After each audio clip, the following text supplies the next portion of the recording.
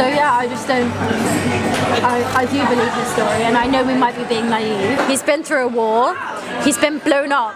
He, of course, isn't 100%.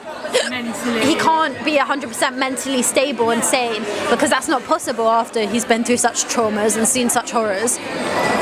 86% of homeless people in this country are ex-military personnel.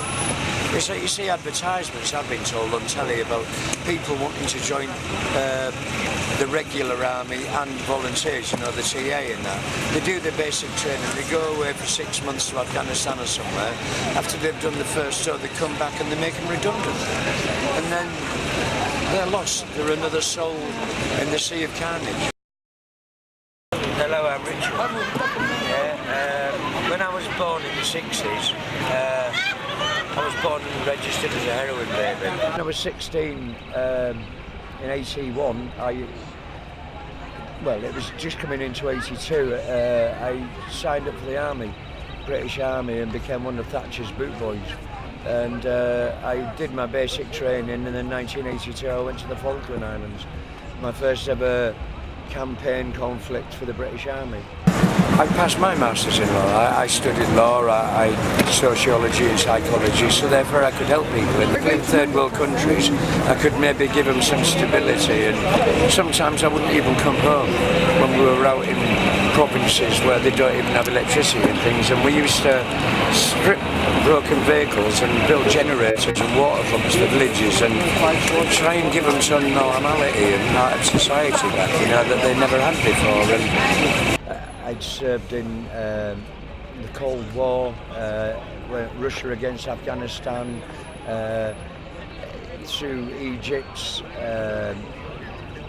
Jordan, all sorts of places, you know, throughout the Cold War, and then in the 90s, in 91 in Desert Storm, I was there then, and then in Afghanistan as well. I did 12 tours of duty in Afghanistan.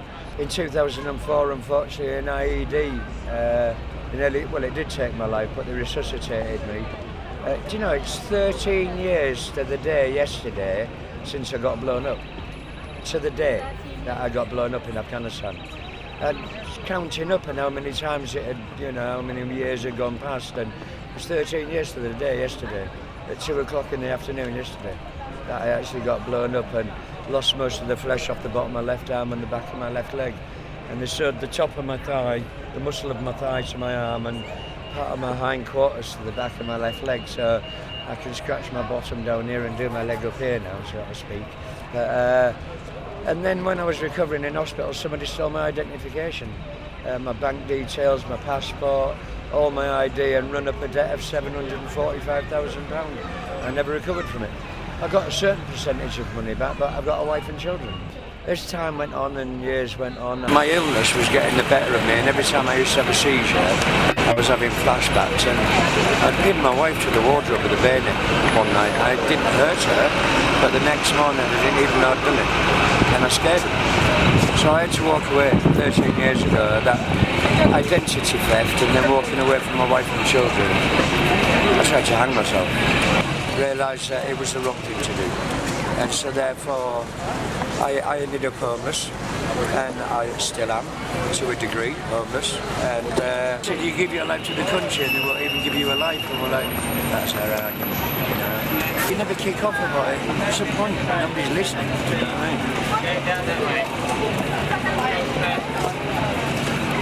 Here's what we get.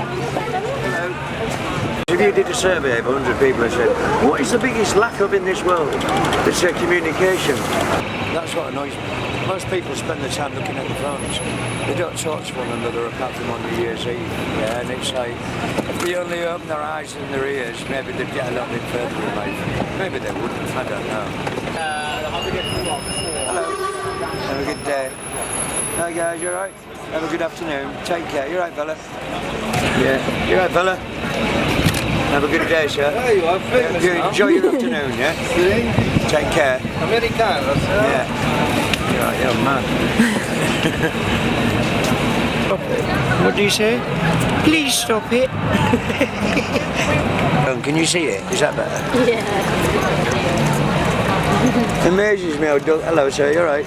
don't consume it because you never think they get enough on the tongue, do you? Yeah, but then all of a sudden the bowl's empty. At least that's watered down slightly, isn't it? Eh? Yeah. Enjoyed that, didn't you? She got into, I had a milkshake bought for me the other day, vanilla milkshake, and I was busy chatting.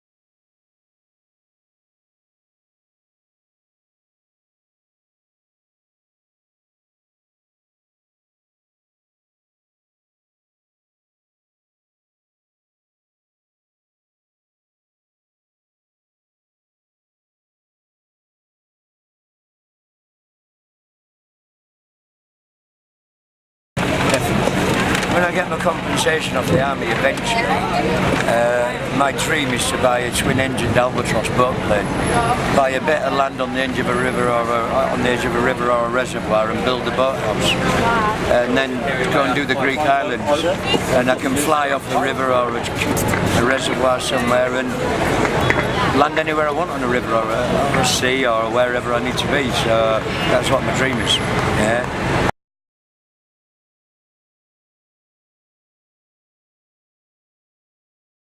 Alive. There are quite a few that aren't, you know what I mean? But it's like we're writing a book, that's somebody's been getting at me to do it. Yeah, and I said, well look,